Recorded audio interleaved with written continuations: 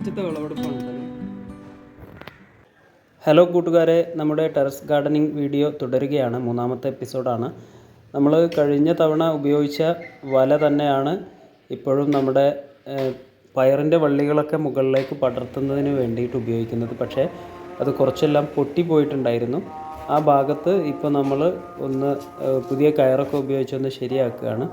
എന്നിട്ട് വള്ളികളിൽ നമ്മൾ താഴേന്ന് ഒരു കമ്പ് വെച്ച് കെട്ടിയിരുന്നല്ലോ കഴിഞ്ഞ എപ്പിസോഡിൽ.